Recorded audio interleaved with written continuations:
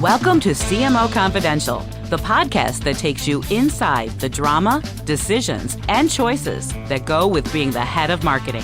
Hosted by five-time CMO Mike Linton. Welcome, marketers, advertisers, and those who love them to Chief Marketing Officer Confidential.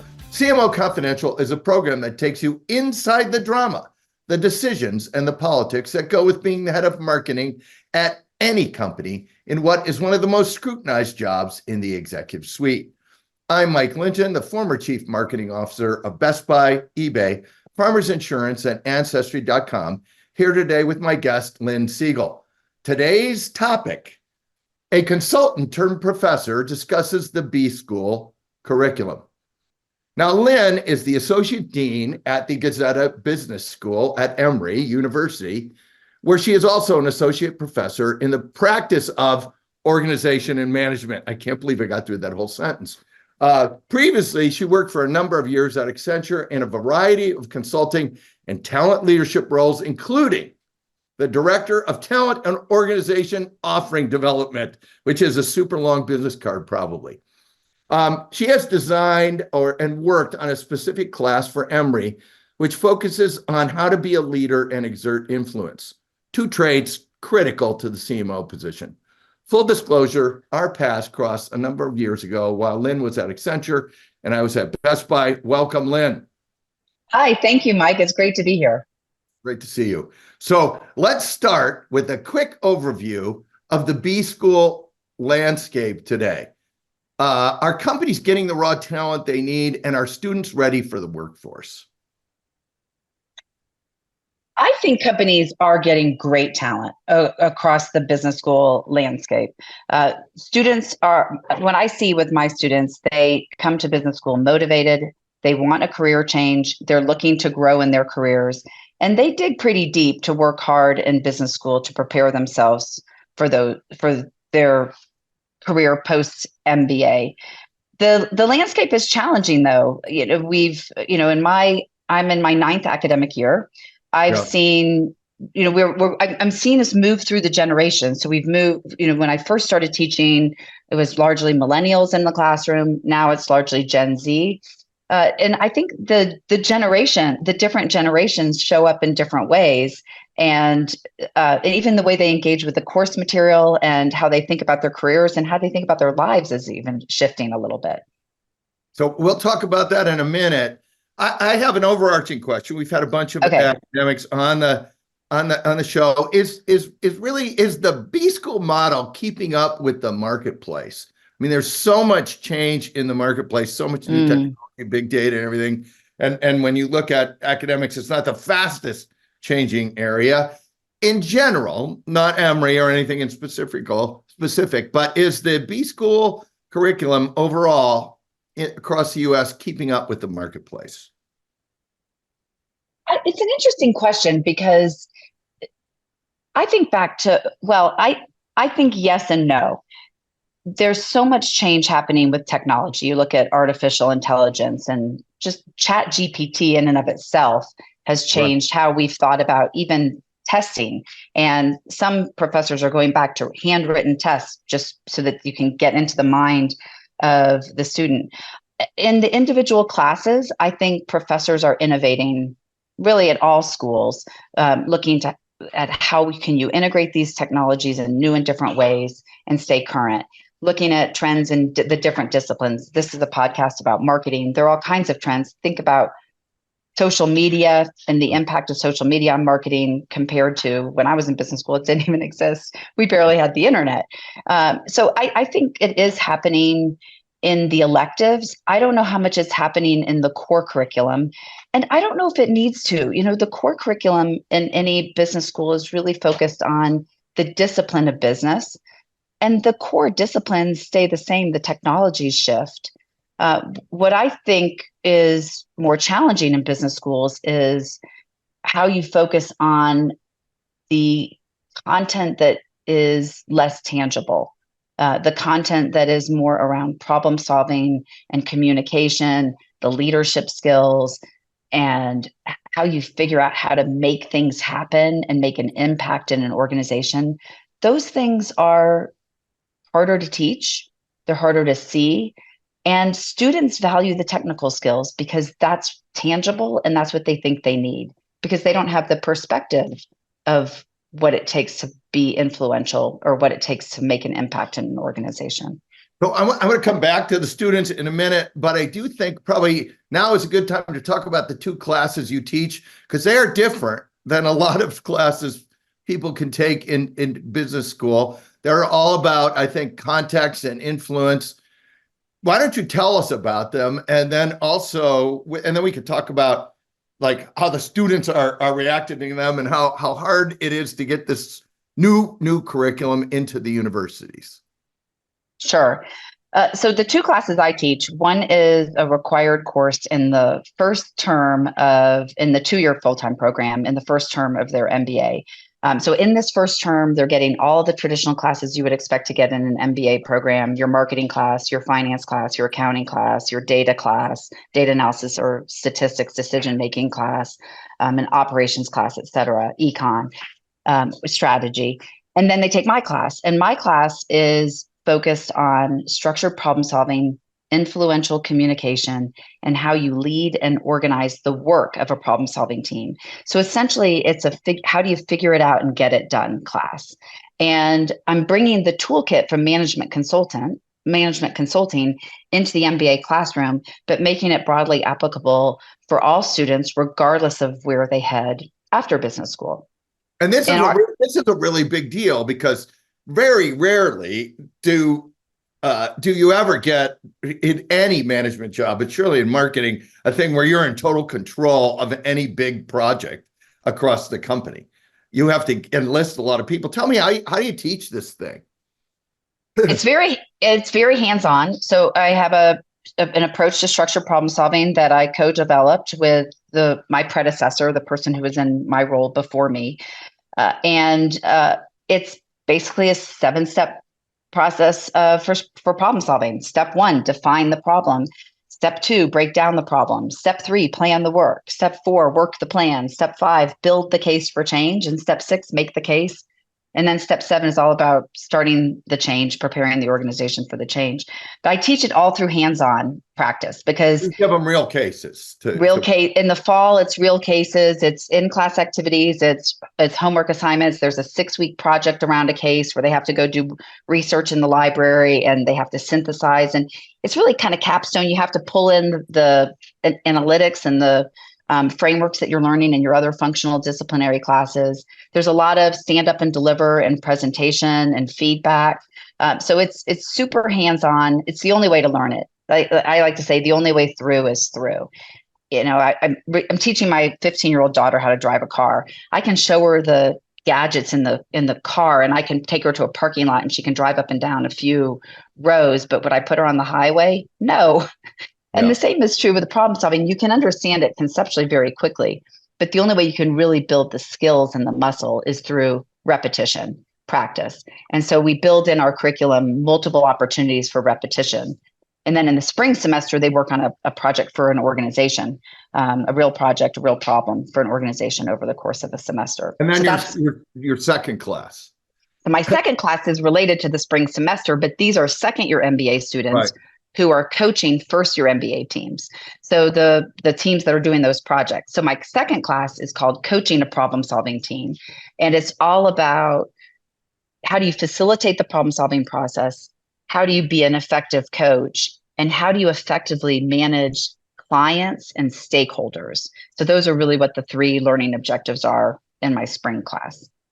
So when at least I look at the marketing job, these are skills almost every marketer needs to get anything through a company, which is you have to build a coalition, you have to do this. How come classes like this aren't springing up all over? I think they exist in different schools and different formats, but here's the challenge. The faculty hiring model in MBA schools is tied to the functional disciplines. You go get a PhD in marketing, and then you go teach you become a marketing professor. You get a PhD in finance, you become a finance professor. There's no one really getting a PhD in problem solving.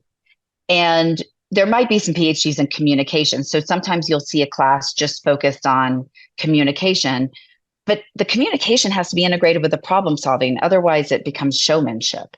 And so there's not really a faculty hiring model. There's not a functional discipline in the school, in the schools where people like me sit. I mean, I sit at Emory, I sit in the organization and management disciplinary area. But the class I teach is cross-cutting because it cuts across all the disciplines. We have marketing projects, operations projects, et cetera. So there's a hiring issue to begin with.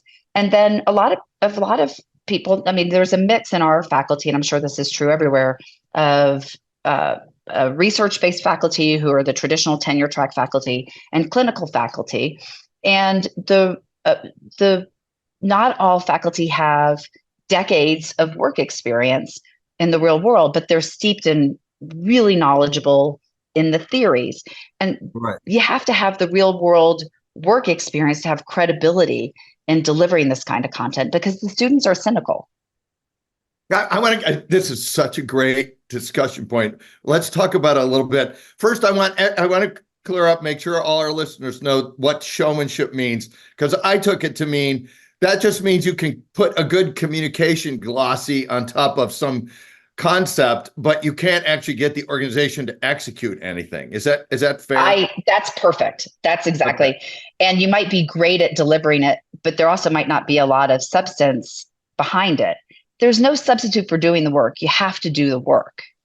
But if you just do a class on communication, it ends up just being about style and not about the content. And effective communication is the integration of style and content. Well, and the other thing, effective management is doing something that matters to the marketplace, not talking about theory or even the PR around it. Right.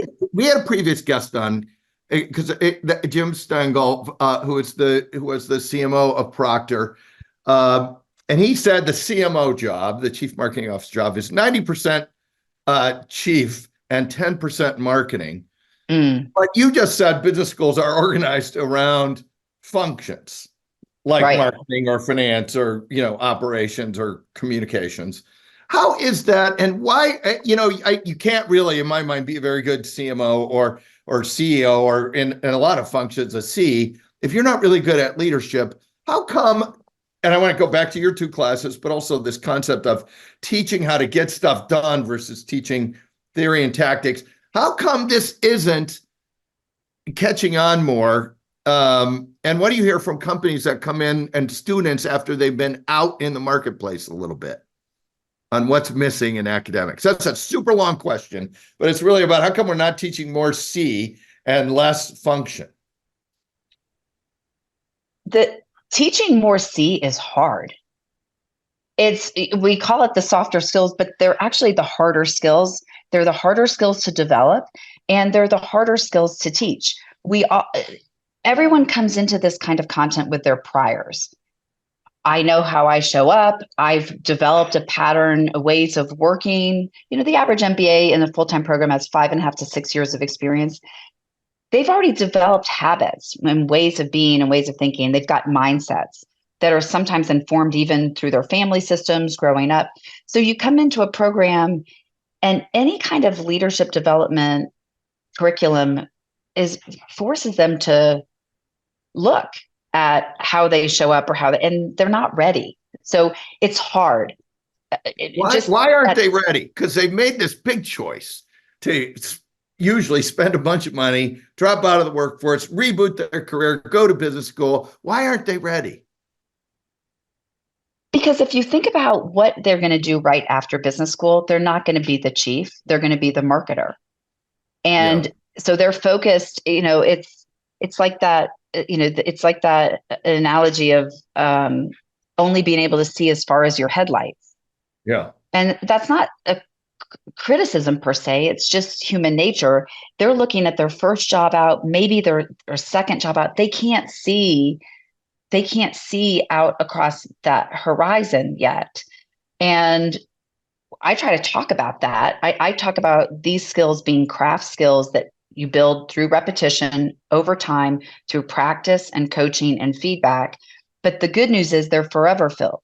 They're the skills that have no expiration date. So that's the hook I try to give them. But the tangible skills I didn't know what an NPV was, or I didn't know what the 4 Ps of marketing were or whatever. Right. And now I know them. I can touch and feel that. That's something I didn't know. And now I know it. The knowledge stuff is easier to quantify as progress. And then from a teaching perspective, when you've got a big class, I'll have 60 people in a section, everybody's at a different place. And Yeah. especially with something like leadership,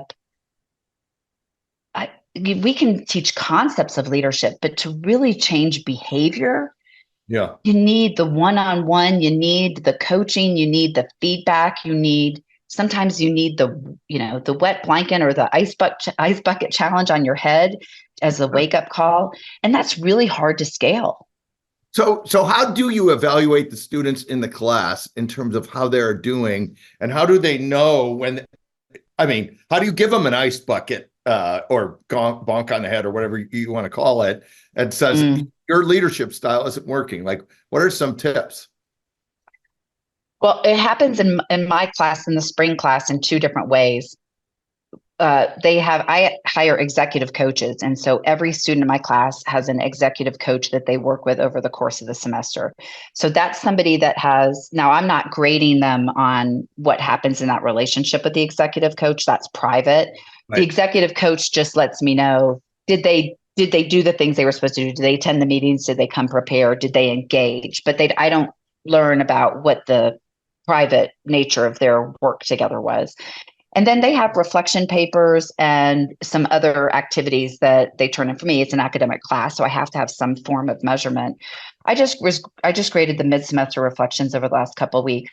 And what I was looking for was a depth of transparency and honesty and true reflection about what they were seeing.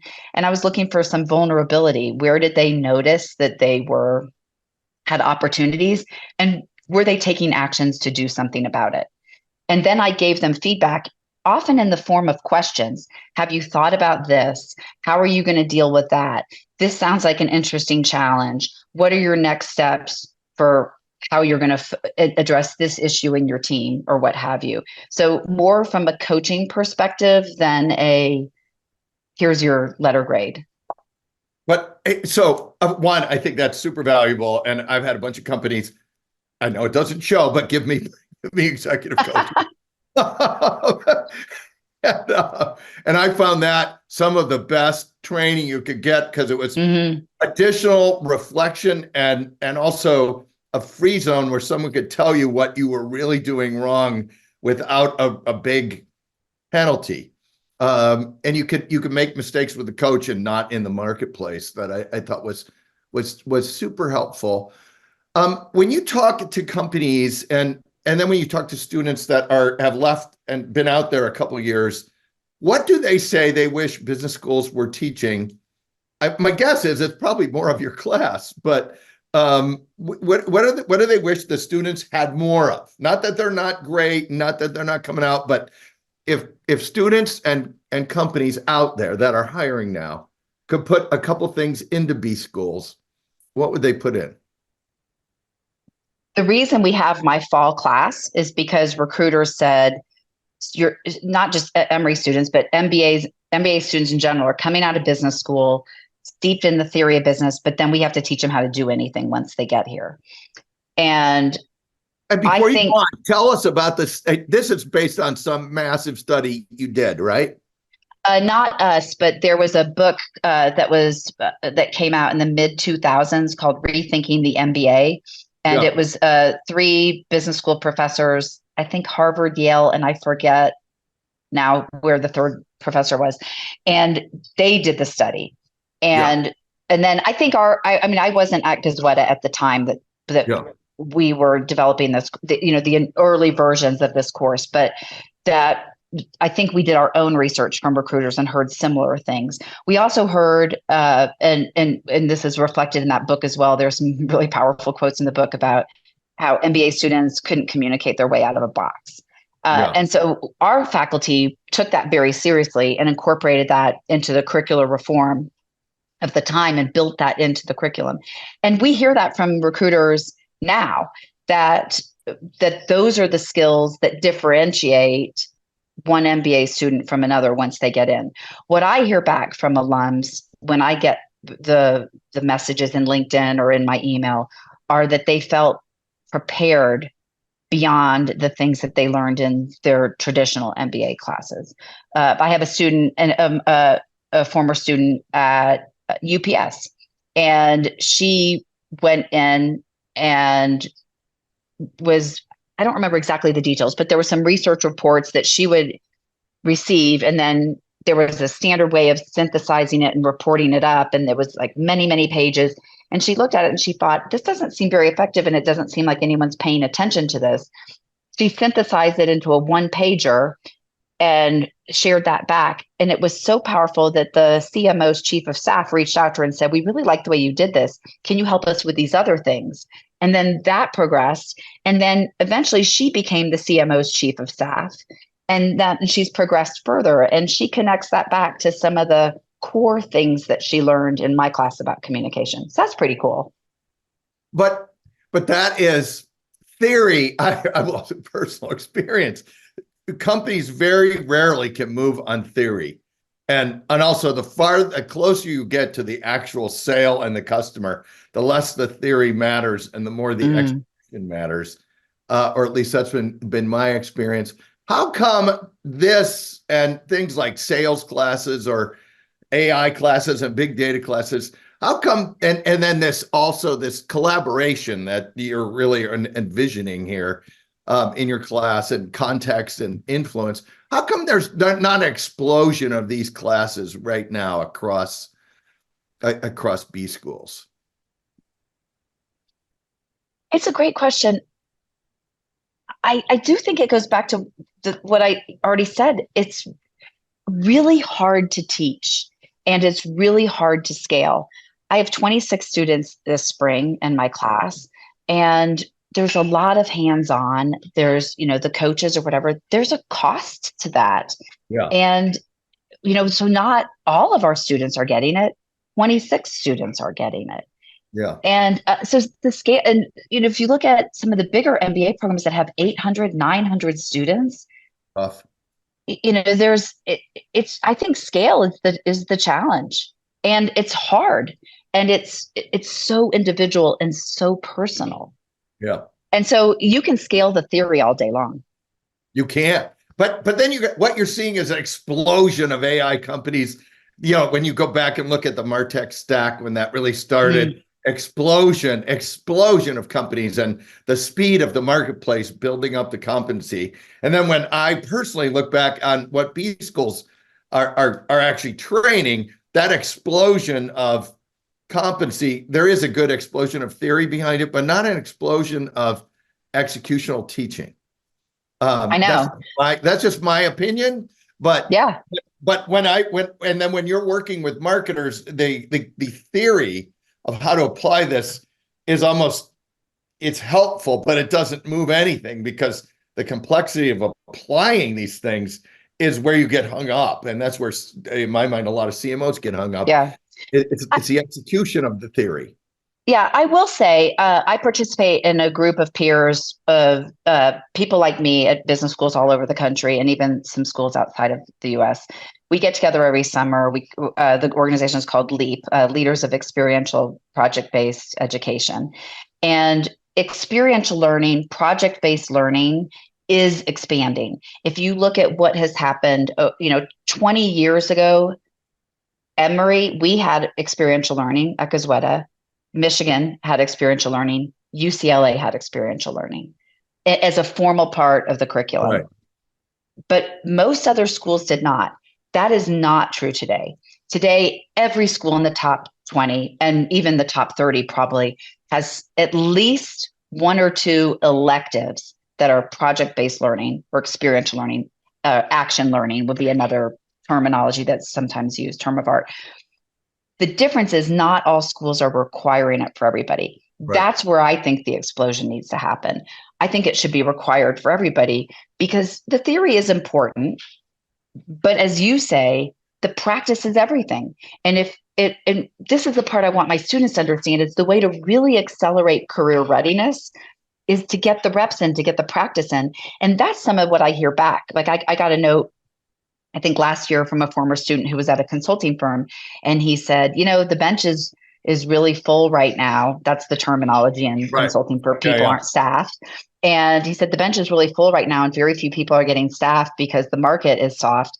But I got staffed as a new hire because I was able to tell the story of how experienced I was. And that's thanks to the programs that you led. That was pretty cool. This is one, we talked to a lot of companies with the show, and I've talked to a lot of companies in my career. A lot of them they wait for the MBA to get baked somewhere else and get that experience in them before they hire them, because they want the MBA, but they don't want to. And I'll say something, I don't know if you'll agree with it, but the thing is, theory is something you can always get. I can go buy theory, I can rent it, I can hire consultants to bring in the theory. It's the execution that makes the company win or not. And so I think I'm glad to hear you say that we're making good progress and that this should be explosion. I think that is where I would see the biggest win, and also having managed a bunch of MBAs or watching them come out, it's interesting that once they're baked a little bit and they realize that it's a lot about the C, it's not about the M. They're better. Can we go back to the students for a second? Because I wanted to do that. I want to go back to the different generation and the students and what's well, I think it's actually related to the conversation about why aren't more business schools doing this? And the part of the problem is the challenge is the faculty model. And part of the challenge is the students resist it. The students come in skeptical. Like I said, they have their priors, they have their ways of working. Right. And if you think about how do you get into a top business school, you've already been successful. So you have some data. Right. Already your habits have been reinforced that you are amazing. You've got some, amazing. Yes. Yeah. And so what I teach blows some people's worlds, and it's hard. It's hard to really define what problem do we need to solve, and not just in your head, but to write it down, because clear writing reflects clear thinking. And so it's hard. And when they get tough feedback, some students lean into that and go deeper. And some students say, it's not me, it's you. And and this is why you wait to buy a baked MBA instead of a brand new one. Because look, you can talk all you want about the theory of how you hit the fastball. If I want to make a baseball analogy, you can understand all that theory about hitting, and you can study it, and you can understand how the best hitters hit. But in the end, you have to actually be able to hit the fastball. Right. And one of the things that you can see sometimes, I'm not painting everybody with the same brush, is there's a bunch of people that come out thinking, because they understand the theory of how they hit the fastball, that is what the company needs, is the theory. But the company doesn't need that. They need to know how to hit it. Right. And just one other thing I was thinking about with the students is a lot of them, I mean, our students are varied backgrounds. We've got veterans, we've got folks who are Teach for America, we've got engineers, we've got people who worked in finance roles, accountants, you name it. And a lot of them come in with maybe the possible exception of the veterans, who usually have some sort of leadership or managerial experience, especially if they, went through officer candidate school and, had different, posts where they had to lead big teams. But a lot of my students have been individual contributors. So when they were knocking it out of the park, someone else was defining the problem for them, and they were given a work stream, and then they just went. But when they're left with complete ambiguity, like I'm teaching in the first year, when they get into their internships, sometimes the internship might be, like, say they're working for a marketing organization. We got to figure out this omni-channel thing, or we need to go digital. That's your project for the summer. And that's all they get. Right. That's when they start appreciating, wow, now I have a way through. Now I know where to start. Okay, let me just start. What was that define the problem thing she was talking about? Let me start by defining the problem. And then they actually pulled out their textbook that I wrote with my co-author, and they pull that out, and then they start going through the steps. And that's when I start getting emails in the middle of summer, like, I'm so glad. This is such a important thing for people that want to get to the C-suite, which is when you change jobs and you come in, no one gives you a to-do list. Very rarely do they give you a to-do list. What they do is they give you a situation. And they say, here's what it would look like if this situation could be solved. Why don't you figure it out? Yeah, and that's the mantra of my class. Figure it out. You're going to be told all the time, I don't know, you go figure it out. Yes. Like, look, when our paths crossed, when I was at Best Buy, my whole thing was, they were like, look, we want a marketing department and a brand thing and all this other stuff. And we got all these parts. That's it. Figure it out. Yeah. That's it. And there's no list, and I could not come to the company and go, here's the theory. Right. You have to know what questions to ask. So and you have to say, and here's the action steps that will start us down the journey. Here's how I will measure it. And here's how I will bring you along. And if you were doing any of the showmanship thing, you'd look terrible in the company, because they want action that they can see and feel. They don't want theory that they can hear about. Right. That's all fluff and no stuff. I got a bunch of those. Another one is all hat and no cattle. I know. I was just reaching for that in my head. All hat and no cattle. Or my other favorite one is all box and no cereal. I like that one too. All box and no cereal is great. Yeah. So we're almost at time here. So I have a 2-part question here for you. I'm ready. You can take one or both, but you have to take at least one. Practical advice for our audience, which is, all marketing agency folks, but an awful lot of other business people. Practical advice we haven't discussed yet, and or the funniest story you can share on the air. You can take both of those or one. Your choice. I'm game. I'll take both. The practical advice is simple. It's one of the principles I teach my students. Be intentional. Everything you do benefits from intention. Whether it's as simple as, what am I going to do in this meeting, or how am I going to lead this group of people, to choices you make in your life. Be intentional. That's my practical advice. The funny story actually is from when I was a business student. I had 2 interviews on the same day, and one of the companies was a second interview. And I was worried. I don't know why I thought this, but I was worried that I only had one suit, because, I was a poor business student. So I'd gone to the mall the night before to get a new suit. And I was all excited to wear this new suit. It looked great. I get to campus for my interview, and it was cold. It was February or January or something. So I had a coat on. I'm sitting in the little breakout room. I take off my coat. The guy comes to interview me. So he has to meet me in this one room, and we have to walk down this hall to where the interview room is. And we're walking down the hall, and he kind of looks behind me.